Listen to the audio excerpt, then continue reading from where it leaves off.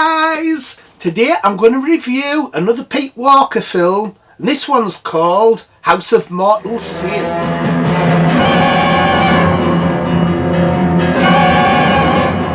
House of Mortal Sin came out in 1976 and is a British horror film. It's also known as The Confessional, The Confessional Death Store and The Confessional Murders, but it's better known as House of Mortal Sin. It was directed and produced by Pete Walker. At this point, a lot of familiar faces appear in the Pete Walker films, in front of and behind the camera. Once again, it was written by David McGillivray.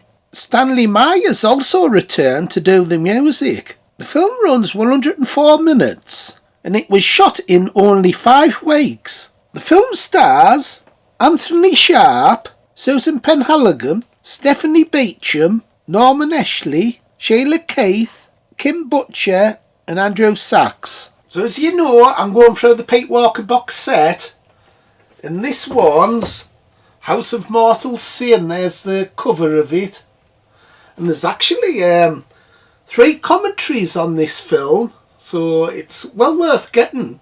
It also has a great transfer of the film, so with it being an oldish film, 1976, it looks really good on Blu-ray. With it being Halloween month, I thought what better to start it off with than a Pete Walker film. So House of Mortal Sin's all about this pervy priest who's a stalker. A troubled young girl goes to confession at the local church, where a sexually frustrated priest becomes obsessed with her. The priest stalks the girl and will stop at nothing to get close to her, even murder. So the film's all about this priest who's a pervert, and he's played by Anthony Sharp. He was in Die Screaming Marianne from 1971, and he was also in A Clockwork Orange from 1971. He's been in loads of things. Originally, Pete Walker offered Peter Cushing the chance to play Father Meldrum in the film, but at the time there was rumours that Cushing hated the script. However, in 1983, Cushing acted in Walker's final film, The House of Long Shadows, and Walker learned that Cushing actually liked the script but had other film commitments. Harry Andrews and Stuart Granger was also considered to play Father Meldrum, and he becomes obsessed with this girl called Jenny, played by Susan Penhaligon, who goes to his confessional. She tells him what's happening with her boyfriend, and he gets carried away with her because she looks like how Sheila Keith was years ago. Don't know how that happens, but she's supposed to look like her years ago, who he used to love, and he becomes obsessed with her, and he starts killing people around her like her boyfriend. So this is very much a character-driven film with great performances. Pete Walker seemed to get good performances out of his actors. He sort of got the best out of them. And he also seemed to like to use the same actors and production team. And after you watch a few films, you recognise the faces, and it starts to become almost like a repertory theatre company where the actors play different roles in his films. So Anthony Sharp plays the priest, and he's very manipulative. He does lots of lies to get out of trouble, blaming other people, and using his power and position to get out of bad situations. And it sort of sums up the hypocrisy of the Catholic Church, where he's a pervert. People think he's not sinful, but he's one of the worst. So it's an interesting script by David McGillivray, and he's done 4 other Pete Walker scripts. So the script's all about the hypocrisy of the church. If you stayed on, you'd be a hypocrite, and we've enough of those as it is. And it's probably more relevant today than ever before, with all the discoveries of all the cover-ups that they've done. Hey, all these bloody Catholic priests are all bloody pedos. Hey, I'm glad I'm not a bloody choir boy. Me bloody arse would be red raw. I wouldn't be able to bloody sit on the bugger for a week.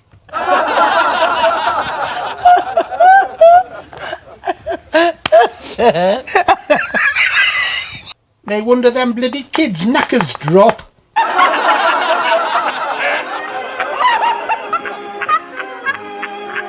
Yes, it all gets covered up, Bones, you're right. Also returning is Stanley Myers, who did the score of the film.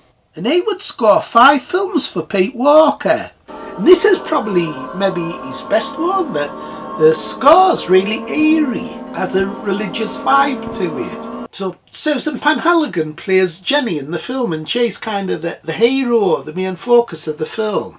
It's her who gets stalked. And she's been in loads of stuff. She always reminds me a little bit of Susan George, the look of her. Them two look similar. Oddly enough, Susan George was in a Pete Walker film, Die Screaming Marianne. So she looks similar, and she's really good in this. And it's a really good cast. Stephanie Beacham plays a friend. She's been in loads of stuff as well. The Dynasty, The Colbys. She's famous for a few horror films. I especially liked her in Dracula AD 1972. The poster behind us. Norman Eshley's really good as well. He plays a good priest in the film. Hey Phil, that's that bugger out of George and Mildred. Yes, Bones, he was in George and Mildred, a famous comedy show. And of course Sheila Keith returns again, a third performance in 5 films that she did. And this is another great performance as well. She has an eye patch on her eye, and she secretly is in love with Anthony Sharp's character, and she resents his mother because it was his mother who made him go to the church, become a priest. Look at me. I was the girl they all stared at. The one with the funny eye. What a shame, poor girl. She had an operation that went wrong. No, you mustn't. So she's actually caring for his mother, and she badly treats her as well. He's gone out, I'm afraid. You're all alone again with me. A carer from hell. When there's no one about, she badly treats his mother. Now, come on. If you don't drink this properly, you'll get nothing else for the rest of the day. I mean it. Hey, I've heard rumours about these bloody care homes. About some of the bloody carers treating the bloody patients like that bugger. Bloody twats. Even Kim Butcher and Andrew Sachs pop up again. They were in previous Pete Walker films. So it's really interesting seeing all these familiar faces pop up. In House of Whipcord, there was a driver. Even he pops up again. He plays a gravedigger in this film. The film has some good gore effects, although it's not as gory as his previous film, Frightmare, which involved cannibalism. So this film's a little bit more tame compared to that one.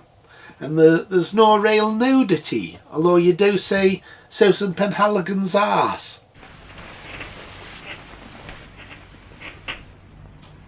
Yes! Cool, Phil! She has a good ass! So unfortunately, coming after Frightmare, which is Pete Walker's best film, it's sort of disappointing in a way, but I actually think it's still a good film. I think it's one of his better films, actually.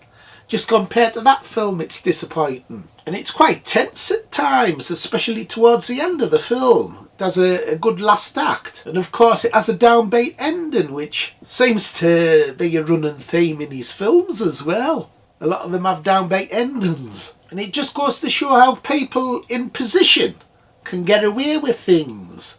These bloody rich buggers in power, they get away without. They should be bloody locked up in jail. Some of these buggers. We all know who they are. I'll not name names. Yeah, don't name names, Bones, but you're right, we all know who they are. There's a few famous folk who've got away with stuff recently. However, I did think the ending spoilt it a little bit, because I felt there should have been an extra act, an extra 10 minutes. So I understand why he ended it the way he did. Kind of emphasises that people in position can get away with things. But I did want a better conclusion. It seemed to finish oddly. So there should have been another 10 minutes or something. So out of 10 I've got to drop a mark because of the abrupt ending. So out of 10, I think I'd give it an 8. 8 out of 10. One of his better films actually. So, what did you think, Bones? Did you like it? I thought it was a bloody good film, Phil. Top marks. So there's only 2 more Pete Walker films to review in the box set. That's Schizo and The Comeback. And then after that I'll do a ranking video, all of these horror films in order. So that'll be fun as well. Anyway, I hope you liked the review. Like, subscribe and share. Bye everybody, bye. Bye.